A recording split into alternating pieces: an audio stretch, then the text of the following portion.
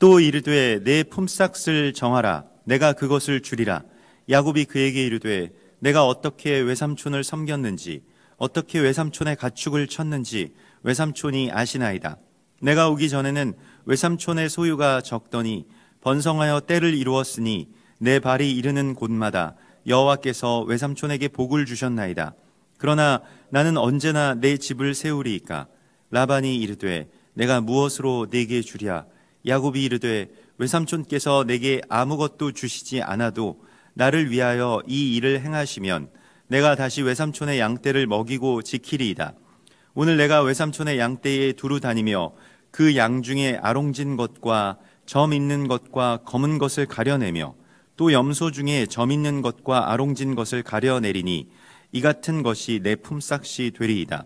후일에 외삼촌께서 오셔서 내 품삯을 조사하실 때에 나의 의가 내 대답이 되리이다. 내게 혹시 염소 중 아롱지지 아니한 것이나 점이 없는 것이나 양 중에 검지 아니한 것이 있거든 다 도둑질한 것으로 인정하소서. 라반이 이르되 내가 네 말대로 하리라 하고 그날에 그가 순염소 중 얼룩무늬 있는 것과 점 있는 것을 가리고 암염소 중 흰 바탕에 아롱진 것과 점 있는 것을 가리고 양 중에 검은 것들을 가려 자기 아들들의 손에 맡기고 자기와 야곱의 사이를 사흘 길이 뜨게 하였고 야곱은 라반의 남은 양떼를 치니라.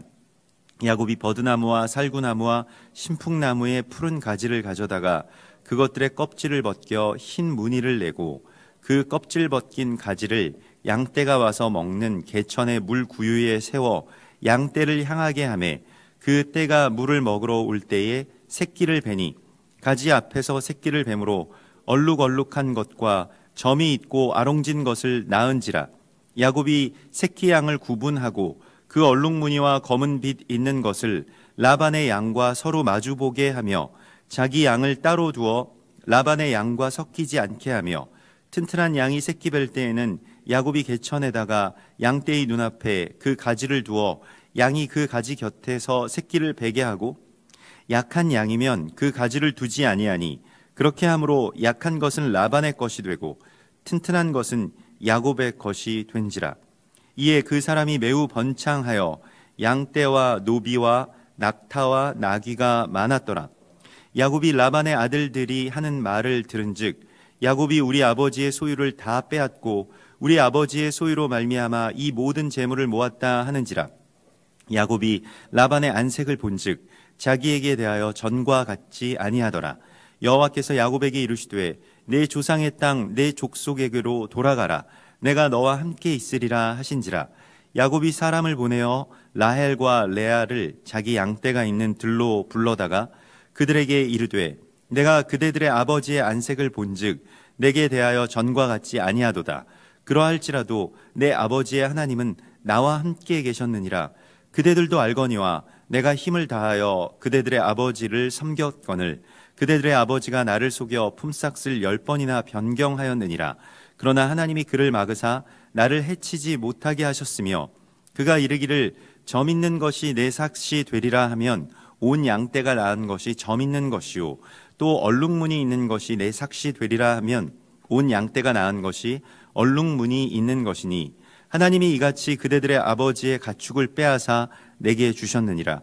그 양떼가 새끼 뵐 때에 내가 꿈에 눈을 들어 보니 양떼를 탄 순양은 다 얼룩무늬 있는 것과 점 있는 것과 아롱진 것이었더라. 꿈에 하나님의 사자가 내게 말씀하시기를 야곱아 하기로 내가 대답하기를 여기 있나이다 하매 이르시되 내 눈을 들어 보라. 양떼를 탄 순양은 다 얼룩무늬 있는 것, 점 있는 것, 아롱진 것이니라. 라반이 내게 행한 모든 것을 내가 보았노라. 나는 베델의 하나님이라. 내가 거기서 기둥에 기름을 붓고 거기서 내게 서원하였으니 지금 일어나 이곳을 떠나 내 출생지로 돌아가라 하셨느니라. 라헬과 레아가 그에게 대답하여 이르되 우리가 우리 아버지의 집에서 무슨 분깃이나 유산이 있으리요. 아버지가 우리를 팔고 우리의 돈을 다 먹어버렸으니 아버지가 우리를 외국인처럼 여기는 것이 아닌가. 하나님이 우리 아버지에게서 취하여 가신 재물은 우리와 우리 자식의 것이니 이제 하나님이 당신에게 이르신 일을 다 준행하라. 아멘. 이번 주의 토라 포션 이 바예제의 말씀 속에서 그리고 그가 떠났다라고 하는 이 말씀은 야곱이 그 밧단 아람을 떠나서 또 부엘세바를 떠나서 이 신부를 찾기 위해서 여정을 떠나는 그 떠남, 그 옛제, 야자 그러한 어떤 나감을 통해서 하나님께서 야곱을 하나님의 거룩한 그 유업을 상속하는 장자로 세워 가심을 우리가 보게 됩니다.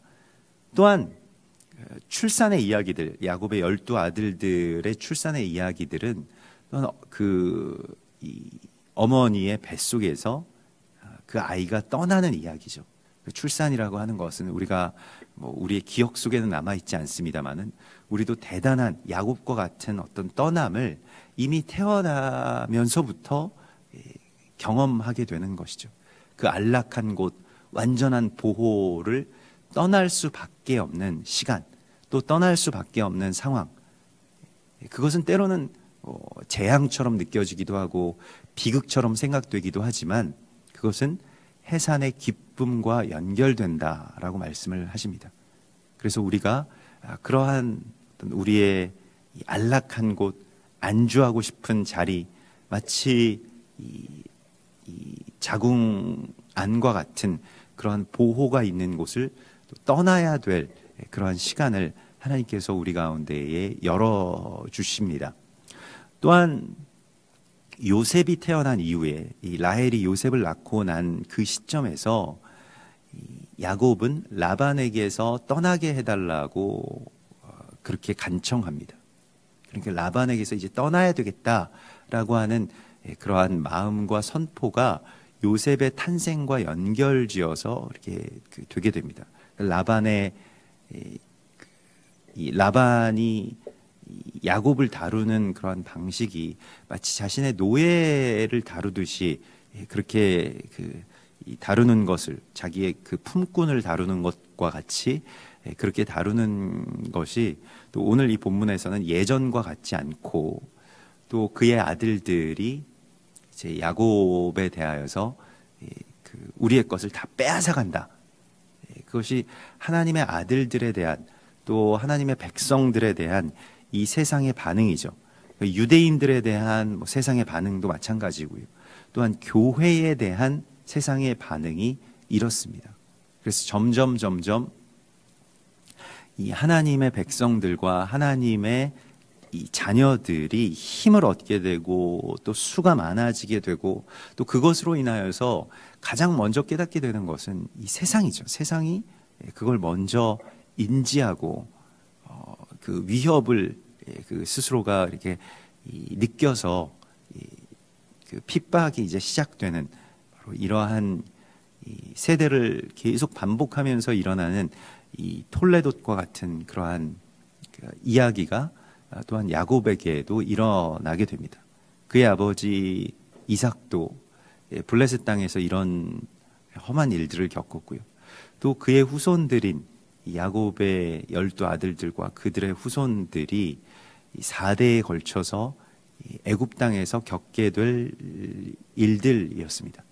그것은 요셉을 알지 못하는 이제 애굽의 바로 또 애굽의 그런 고관들이 일어나서 전처럼 그들을 그렇게 어떤 손님으로 대하지 않고 이제 노예로 대하게 되는 바로 그러한 시점 가운데서 출애굽의 이야기가 시작되는 것을 우리가 보게 됩니다. 근데 그 이전에 오늘 이 야곱의 소유가 확정되는 그러한 것을 보게 됩니다. 그래서 이 두 신부를 얻기 위해서 일하는 야곱이 자기의 소유를 그렇게 허락해 달라라고 이 삼촌 라반에게 구하였을 때 이 어떤 제안을 하게 되냐면 점 있는 것, 또 아롱진 것, 그리고 검은 것, 그것이 이제 나의 소유가 되게 해달라고 구합니다. 사실 이 점이 있다라고 하는 것, 그리고 이 검은 것, 점이 있고 이 뭐 아롱진 것, 이런 것이 다 그 무언가 그 일종의 흠을 말하고요. 그래서 우리가 점도 없이 흠도 없이 그렇게 자라난 양을 하나님 앞에 그렇게 제물로 드리는 것이 뭐 레위기에서나 또 구약의 전체에서 그 이 제사법의 어떻게 보면 기준이라고 할 수가 있겠습니다. 그런데 오히려 야곱은 지금 점 있는 것과 아롱진 것도 역시 이게 그 점이 많이 찍혀 있다라고 하는 뭐 그러한 뜻이죠. 그리고 그 이 아주 그 타서 이렇게 이 거무튀튀해진 그러한 그 검은 것, 여기서 훔이라고 하는데요. 이제 그러한 것을 이제 그 자기의 소유로 그렇게 달라고 구하고 이것이 야곱의 소유가 되는 그러한 장면을 보게 됩니다. 굉장히 그 역설적인 이야기라고 할 수가 있겠습니다. 그런데 예수님께서 이 땅 가운데에 오셔서 저는 자들, 또 맹인들, 또 고아와 과부들을 찾아다니시면서 그들을 하나님의 자녀로, 또 그들 이 병든 자들이나 맹인이나 저는 자들은, 또 특별히 문둥병자들은 이 그 말하자면 점 있고 흠이 있어서 부정한 자들로 하나님의 제단 가운데로 나아갈 수 없는 자들이었습니다. 그래서 그들을 치유해 주시는 것은 그 부정을 씻어 주시고 정함으로 또 하나님의 제단으로 또 하나님의 성전으로 나아갈 수 있게 해 주심을 말씀을 하시고 하나님의 소유가 되게 해 주시는 것을 말씀을 하시는데요. 그래서 스바냐서 3장 19절에 보면 그때에 내가 너를 괴롭게 하는 자를 다 벌하고 저는 자를 구원하며 쫓겨난 자를 모으며 온 세상에서 수욕받는 자에게 칭찬과 명성을 얻게 하리라. 그래서 이 저는 자, 쫓겨난 자, 뭔가 흠이 있어서 성전에 들어오지 못하는 자를 들어오게 해주시겠다. 그들과 이 메시아의 잔치는 그들이 들어오는 것이라고 말씀을 하시죠. 이것이 이사야서 이 말씀에도 메시아 잔치 가운데서도 이사야서 26장에 나오는 말씀입니다. 또한 이방인들, 그 이방인들이 사실은 이런 취급을 받은 것이죠. 점 있고 흠 있는 자들이기 때문에 하나님께로 나올 수 없는, 나올 자격이 이미 태생적으로 없는 자들이다. 그런데 지금 야곱이 그들을 자기의 소유로 삼고 있는 장면을 보게 되고 훗날에 예수와께서 이 땅 가운데 오셔서 그 점 있고 흠이 있어서 성전에서 쫓겨난 자들, 소외받는 자들을 찾아다니시면서 그들을 모아서 거룩한 하나님 나라의 잔치집을 채우시는 모습을 우리가 보게 됩니다. 그래서 우리가 지난 주일에도 나누었던 것과 같이 누가복음 14장에서 그 잔치집에 초청받은 사람들이 다 자기의 어떤 그 생활에 갇혀서 안 가겠다라고 이야기를 하자 가난한 자들과 몸 불편한 자들과 저는 자들과 맹인들을 청하라 이렇게 말씀을 하시죠. 그래서 그러한 자들로 다 잔치집을 채워넣는 모습을 보게 되고 또 다른 복음서에서 예수께서는 그렇게 길에서 아무나 불러서 그 오게 되고 또 이렇게 전원자들 맹인들 다 오게 되는 그 잔치에서 또 막상 그들이 들어올 때 흰 옷을 입지 않고 예복을 입지 않고 들어온 자들은 또 쫓겨나는 그러한 장면을 우리가 이제 보게 됩니다.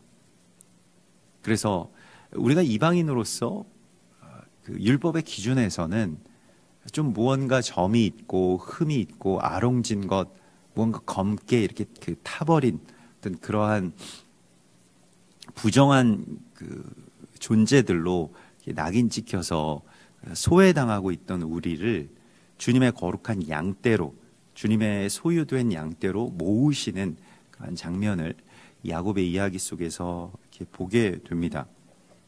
그래서 우리를 다시 정케하시고 다시 주님의 소유로 삼으시고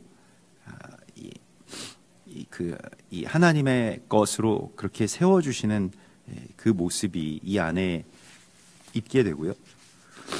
그러면서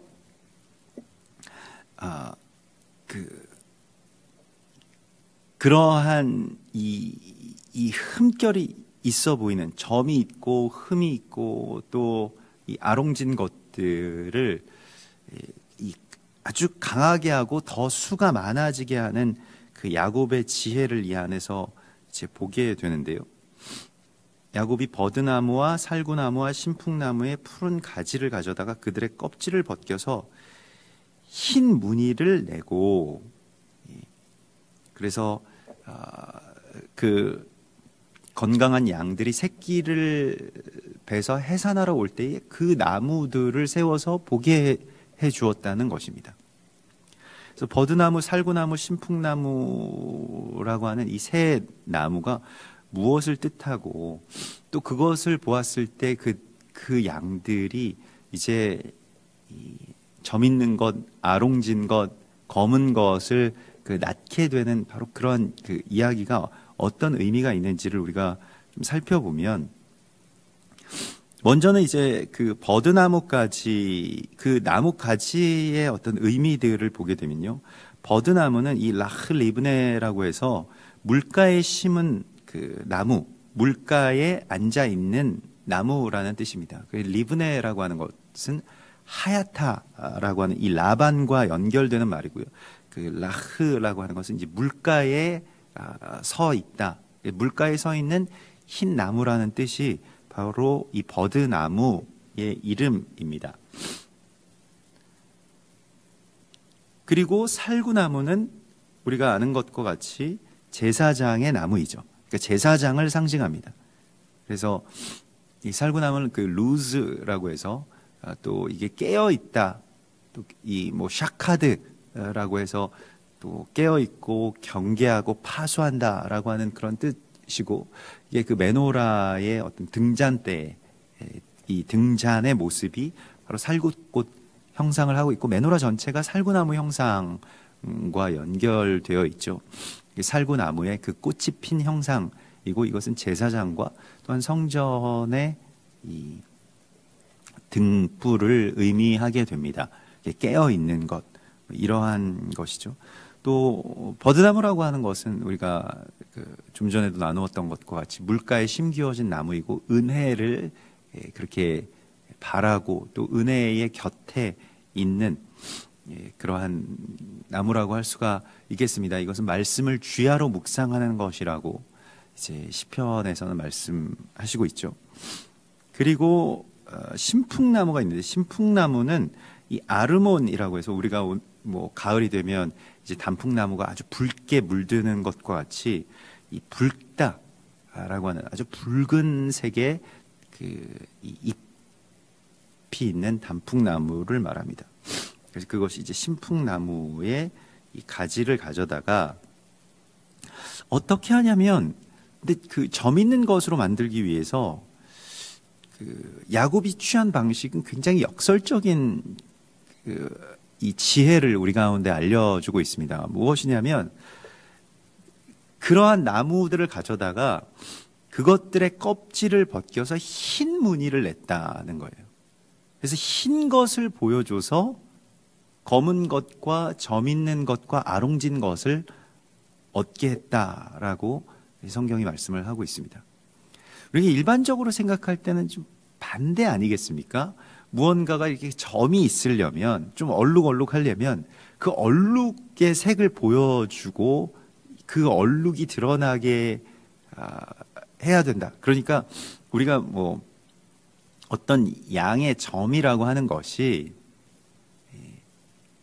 어떻겠습니까? 그냥 흰 양이 이 검은 점이 생기는 것이라고 생각을 하지 않습니까? 보통 그 흰 바탕에 원래는 흰 양인데 거기에 검은 것이 이제 뭐 얼룩으로 혹은 뭐 아롱진 것으로 이렇게 나타난다, 이렇게 생각하는데, 오늘 야곱의 어떤 지혜는 그 반대로 이것을 보는 것을 보게 됩니다.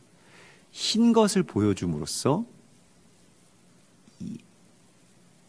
이 점 있는 것과 흠 있는 것을 얻는다라고 했을 때, 본질적으로 이 양들을 바라보는 방식이 다른 거예요.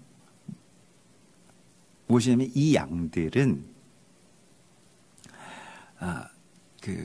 이 양들에게 흰 것, 그러니까 흰 것이라고 하는 것은 순결한 것을 말하고 또 성결한 것을 말합니다. 이것을 보여줌으로써 이 양들의 속성을 거룩한 것으로 바꾼다라고 생각했다는 것입니다. 그러니까 원래는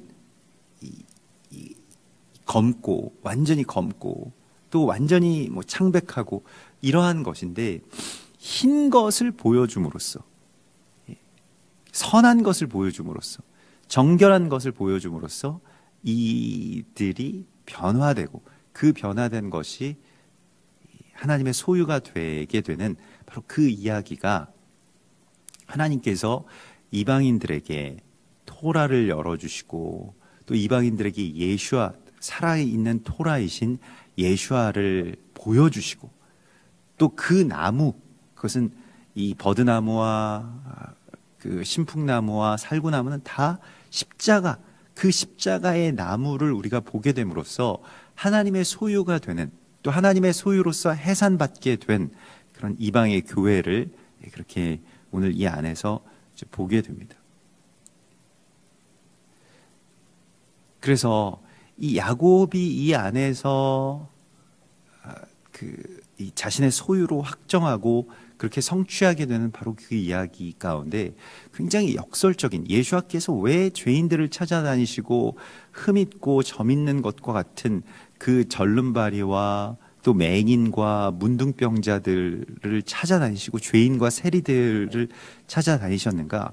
이들을 모으시고 있는 것입니다. 또한 이들을 그냥 방치하시지 않고 이들에게 흰 것을 보여줌으로써 하나님의 소유가 되게 하는, 이들 앞에 주님의 매달리신 바로 그 십자가, 그 흰 나무를 우리 가운데 보여주심으로써 우리로 하나님의 백성이 되게 하시는 바로 그 이야기가 야곱의 양떼는 이 마하네라고 해서 하나님의 군사들을 모으는 이야기입니다. 근데 그것과 연결되는 하나님의 역사를 이 안에서 우리가 이렇게 만나게 됩니다. 또한 재밌는 것은 이 야곱이 자신의 형 이 에돔에게서 이 장자의 명분을 그렇게 살 때 붉은 죽을 팔고 장자의 명분을 얻죠.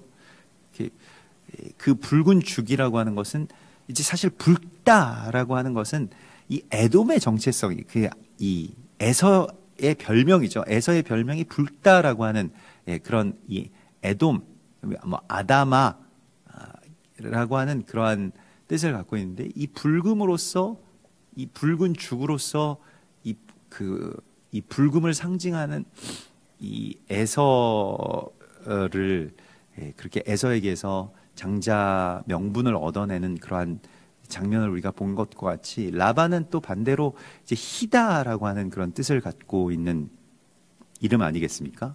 그런데 라반에게서의 승리가 무엇입니까? 흰 것을 보여줌으로써 또한 승리하게 되는 그러한 장면을 보게 됩니다. 그래서 굉장히 이 붉음으로써 붉음을 이기고 또 그 흰 것으로 흰 라반을 그렇게 이기는 그러한 야곱의 이야기를 우리가 보는데요. 그런데 이제 야곱이 정말로 그 라반의 아들들도 이제 야곱이 우리의 소유를 다 빼앗아 간다. 그것으로 인하여서 불평이 터져 나오고 그것이 이제 라반의 어떤 안색을 변하게 하고 전과 같이 자신을 대하지 않는 경쟁자가 되는 것이고 오히려 위협의 요소가 되는 것이죠. 그래서 그러한 상황 속에서 야곱이 먼저 나아가겠다고 선포를 하죠. 우리가 나아가겠습니다. 그런데 그 나아가겠다라고 선포하기 전에 먼저는 이곳에서 자라고 또 생활해 왔던 야곱의 두 아내 라헬과 이 레아의 마음이 같이 함께 연결되어야만 나아갈 수가 있었습니다. 사실 이 마음이, 야곱이 나가고자 하는 마음이 있어도 이 두 아내가 우리 여기서 그냥 살고 여기에서 아버지의 이 소유들, 우리 딸인데 우리 가족인데 떠나지 말자, 그냥 여기 있자 라고 한다면 또 다른 이야기들이 될 것입니다. 그런데 그의 아내들에게 자신의 이때까지의 모든 삶의 상황들을 함께 나누고 또 마음을 같이 하겠는가라고 물었을 때 그 두 아내 레아와 라헬이 너희는 우리가 우리 아버지에게서 떠나가자라고 결단하는 모습을 보게 됩니다. 이삭의 아내인 리브가가 이곳을 내가 떠나겠습니다 라고 했던 것과 같이 이 딸들의 결단이 오늘 이 말씀의 이 말미에 우리 가운데 주시는 그 이야기입니다. 그래서 하나님께서 역사하시고 하나님께서 많은 소유를 갖게 하시고 하나님께서 이 두 아내를 만나게 하셨으니 이제 우리는 여기에서 떠나가자라고 야곱이 말했을 때 두 아내의 고백은 어떤 것입니까? 이제 하나님이 당신에게 이르신 일을 다 준행하라 라고 하는 것이죠.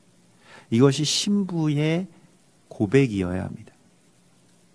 신부의 고백은 하나님의 뜻이 준행되는 것에 온전하게 마음을 모으는 것입니다. 그런데 이것이 강제하지 않고 이거 강제로 이루어지게 되면 이것은 일종의 폭력이죠. 그러니까 신부가 신랑을 세워 나아가는 이야기가 되면 그 신랑이 별 볼 일 없더라도 제사장으로서 존중하고 또 하나님께서 신랑을 통해서 말씀하신 것을 정말로 하나님의 음성으로 듣고 이렇게 되면 그러면 하나님의 역사들이 함께 합력하여서 이렇게 이루어지게 되는데 신부가 당신 생각하는 것이 글러먹었다. 당신은 항상 뭐 그런 식이다. 뭐 이렇게 하면서 이제 무시하고 또 뭐 자기의 일대로 한다, 자기의 뜻대로 한다라고 한다면 그것이 이제 그 교회와 그리스도 예수와의 관계가 마치 아담과 하와처럼 여자가 이 남편에게 무언가 잘못된 것을 먹이게 할 수가 있는데, 물론 그렇다고 해서 항상 이 어떤 젠더, 그러니까 이 여자들이 그렇게 된다는 것이 아니라 교회가 그런 일들을 행할 수가 있게 되는데, 교회가 그리스도 예수와의 뜻에, 하나님의 뜻에 온전하게 준행하게 되는 것에 있어서 하나님이 우리에게 그런 마음을 보여주시기는 하지만 그것에 대해서 강제하시면서 이 폭력적으로 또 그냥 무조건적으로 그냥 나에게 그냥 다 굴복해라, 이것을 하나님께서 원하시지 않죠. 하나님께서 우리 가운데 자유를 주신 이유는 우리가 그 자유로 말미암아서 마침내 세상이 아니라 또 대적의 어떤 미혹이 아니라 하나님을 선택하고 하나님을 따르겠습니다라고 하는 그 결단의 고백 속에서 사랑으로 하나 되는 것을 하나님이 우리에게 원하시는 것이죠. 그래서 기다려 주시죠. 그래서 우리가 좀 더디고 때로는 뒤를 돌아보기도 하고 때로는 어떤 잘못된 생각을 하기도 하는데도 그냥 기다려 주시죠. 우리 변화될 때까지. 너 그거 아니야. 그냥 나한테 무조건 따라.